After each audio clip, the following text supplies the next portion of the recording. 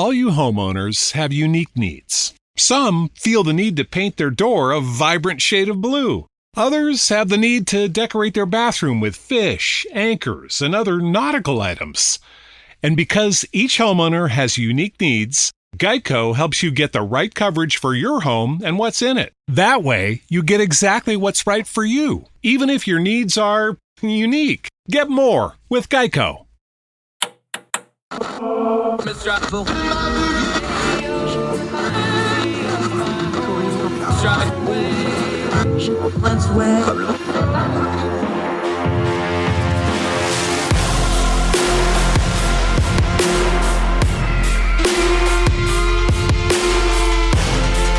your host, Andrew Donaldson. This is Heard Tell.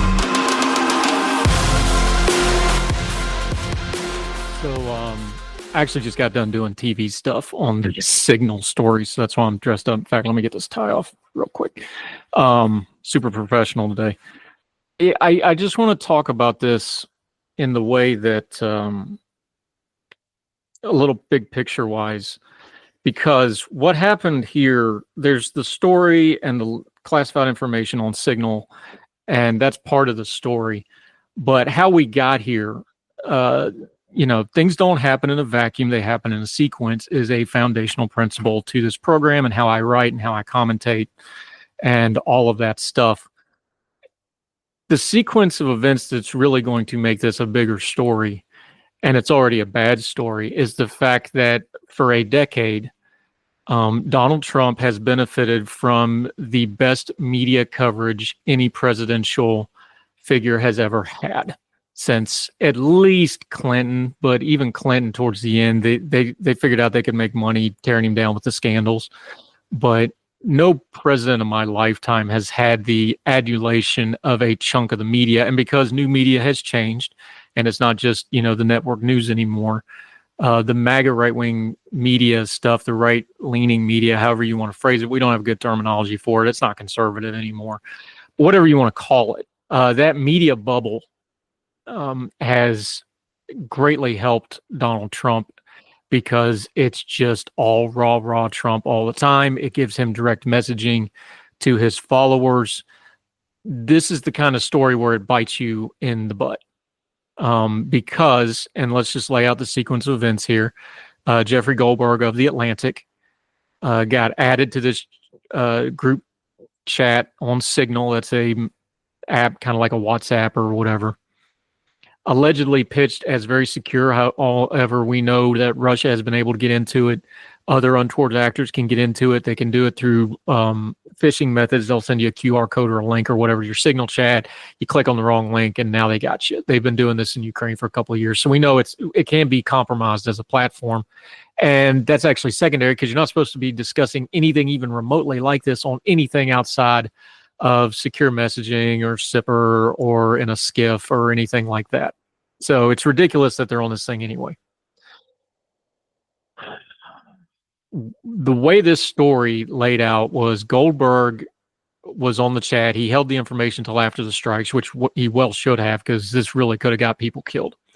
Not just shooting at the airplanes. Remember, strikes like this are built on intelligence, probably a lot of human intelligence. So if you release it ahead of time with the specific times and dates and the packages and what aircraft are hitting and where they're hitting and the times they're hitting, the group that's being targeted, you can work backwards from that and find out who had that information. And now you've put your human intelligence sources into a lot of danger, and they can figure out, well, only these 6 people knew that this target would be in this place at this time, and they work backwards. So a lot of people could have got killed. It may still, now this information's been out and it's that accurate, somebody could still get hurt over this over in Yemen.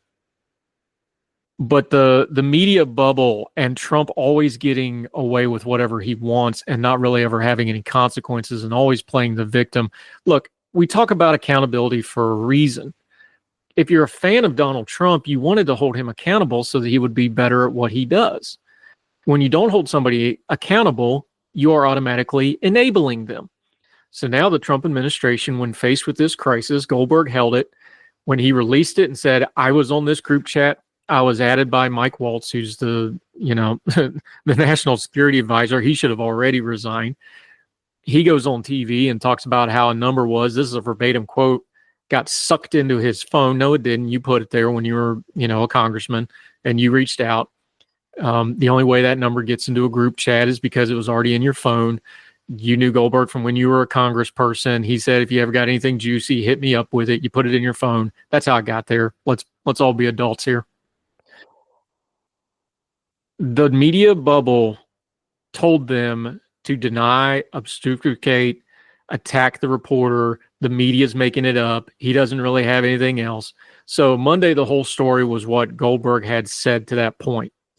Tuesday, we're recording this on Wednesday at 11:02. Sorry, I've been doing TV and radio all morning, so I just got done with the Canadian, so I'm trying to figure out what time it is. Tuesday was all about the initial response by the Trump administration, including Tulsi Gabbard and John Radcliffe, the CIA director, and the DNI, respectively, sitting in front of the Senate. And the messaging in front of the Senate and in the media and from the entire Trump administration was there was no classified data shared on this. This is not a big deal. It's being overblown. Goldberg doesn't have the goods on it. Wednesday morning, about 8:30, 9 o'clock, Goldberg not only had the goods, and he's been, Goldberg's like a lot of other people. He's a very influential publisher. He has a long history. He has overblown some things in the past. That's fair to say. He not only had the goods here, he had the headshot. They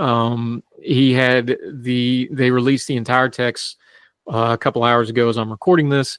It has how many airplanes, what time they're going to hit targets. It has what looks to be the beginnings of the after action report, casualty estimates, threat assessments, these sorts of things. Has a lot of really badly used emojis, which is, you got to find some humor in dark stuff like this. It's kind of funny. So after all day of Tuesday of the Trump ecosystem of media saying Goldberg doesn't have it or he would have released it. Yeah, he had it and he released it. This is clearly classified stuff. And just because it's not laying in a folder with a, manila and red striped classified cover on it doesn't mean it's not classified. This is operational details before an operational happens. That's as classified as it gets. The Secretary of Defense is the one putting this on Signal. There's other reporting on this that's still getting worked out that's even more damaging as far as who was on what chat, how many phones certain people had. We're going to leave all that alone for now because I haven't had a chance to dig through it all. I think we'll find that out in the course of events. This is very bad. This could have been very bad. We know Signal has been compromised before by the Russians in Ukraine, like we've talked about. We know they can get into it. Anything the Trump administration says about Signal, they should not have been on Signal, period. In the story. You shouldn't have been on it at all. So anything you say about, well, yeah, but Signal, no, you shouldn't have been in Signal in the first place. The reason they're on it, though, is because one of those maxims that was drilled into my head when I was in the military, operational security, OPSEC in the parlance, OPSEC stops where convenience starts. Cannot tell you how many times I said that to troops, had it said to me, had it yelled at me a few times. I've seen it in writing. OPSEC stops where convenience starts, or laziness, or a lot of times there's some really bad words that are attached to that phrase to make sure that you get it through, your little enlisted head, that OPSEC is important. Members of the military and the intelligence community and the government have been sent to jail for far less than this. The fact that a good chunk of the cabinet of the president of the United States and the head of our major military and intelligence services were a part of this is pretty damning. Let's be very clear, while they're on Signal, it's convenient. It's easy. It makes their life easier. They can just do a group chat and talk about a military operation. That's easier. That's easier than going to a SCIF. It's easier than finding a SIPRNet terminal, whatever the case may be. They probably got fancier stuff now than, when I was in 15 years ago. They had all kinds of ways of doing this correctly. They chose not to because they're lazy and they're incompetent. And laziness and incompetence is the same thing. You can know what to do, but if you don't do it because you're lazy, that makes you incompetent. There was a lot of us, myself included, that when Pete Hegseth was up for nomination, when Tulsi Gabbard was up for nomination, some of these other people, these people are not qualified. They don't have the background or temperament or wherewithal to be in these positions. But Trump shoved it through. They used a tremendous amount of political capital to shove it through. And wouldn't you know it, people that are unfit for office, that have a history of amoral behavior, made a bad decision. So when they say, well, everybody makes a mistake, no, we knew they were going to make some kind of mistake because we had a long history of these people being unfit for office, but you jammed them in there anyway because of your political leanings, and here we are. Hegseth, look, in a just world, Waltz would have already resigned, Hegseth would have already resigned, Tulsi would have already resigned. If they hadn't resigned, there would have been enough pressure brought to bear of them to make them resign. Congress is controlled by the Republicans right now. Congress, this is their purview of oversight. They should be investigating this. We will see if they do. You're going to find out really quick.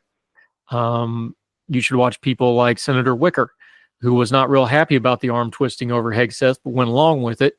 He's got some power to investigate things like this. He doesn't mind pushing back against Trump a little bit, even though they're friends and buddies. He just got elected to his term, so he gets 2 years post-Trump no matter what. Watch people like that. If they go along with the this was just a mistake, no big deal, that's probably how this will go. If they start pushing back, we may get more of a mess. But once again, the way they've dealt with media trained the Trump administration on how they were going to respond to this. We can just lie. We can just downplay.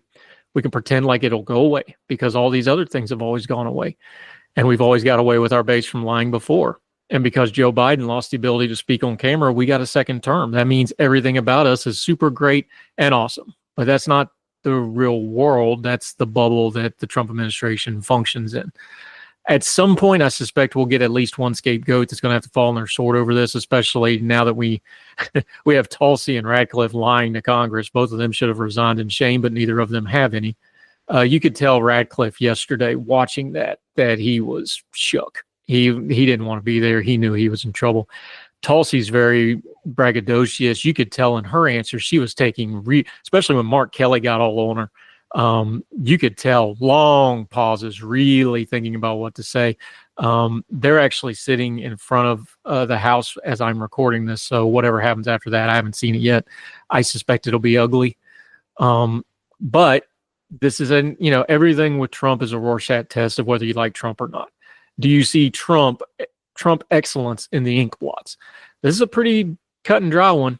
Trump administration was wrong. They did a horrible bad thing. It's lucky nobody got killed. Somebody may very well soon, but because they're in Yemen and somebody you don't know, you probably won't care, though you should. This should be a house cleaning thing. This should, in a sane country, this would be an impeachable offense that would get 100 votes. We don't live in one of those. This is horrific. And this is how they're doing business on something as important as a military strike. You can imagine how they're doing business over things like how to run the Department of Agriculture and the Small Business Administration and everything else. If they're this sloppy with this, they're sloppy with everything else. This is just bad. And if you can't, bow yourself up and screw your courage up and say, no, this is wrong, this is bad, and heads should roll. And, Pete Hegseth is who we thought he was. He's an incompetent and unfit, and he should resign. And Radcliffe lied to Congress, he should resign. And Tulsi lied to Congress, and she should resign. And Waltz looks like an absolute buffoon, and he should resign. And if none of them do, then that's on us for not putting enough pressure as a people to get it done. So we'll see what happens. Those are just some quick thoughts on this. It's a developing story. But anybody that's going to downplay it, anybody that's going to go but Hillary or but Biden or but Hamburglar and Grimace at McDonald's at one time, you know exactly what their agenda is right off the bat, because when something's wrong, just be able to say it's wrong. Now, after you say it's wrong, if you want to add some context, that's good. That's healthy. That's good discussion. But you have to start with this was wrong, and a lot of people that we knew were wrong for the jobs did something really wrong here, and the rot goes deep. If you can't start with that, then you've got something wrong with you and your perspective, and you need to go find a mirror and find some truth and start fixing you. Because it's not Jeffrey Goldberg's fault. It's not the Atlantic's fault. It's not Signal's fault. It's Pete Hegseth's fault. And it's everybody involved in that chat's fault. And Donald Trump is the president of the United States who does a lot of bellowing about how he's in charge of everything and he's the only one that can fix everything. The buck stops with Donald Trump. He allowed it. And if he doesn't do anything to fix it, he's good with it. I suspect he is, unless it becomes politically untenable for him not to be. So once again, Donald Trump's going to be Donald Trump, and the sycophant and the congregation of fools around him, like the people in this chat room, they're going to be who they are. Question is, what are we going to do about it? I suspect very little. I will be very pleasantly surprised if we as a country prove me wrong, and I look forward to that. All the music on Heard Tell is provided under a Creative Content license from monstercat.com. All you homeowners have unique needs. Some feel the need to paint their door a vibrant shade of blue. Others have the need to decorate their bathroom with fish, anchors, and other nautical items. And because each homeowner has unique needs, Geico helps you get the right coverage for your home and what's in it. That way, you get exactly what's right for you, even if your needs are unique. Get more with Geico.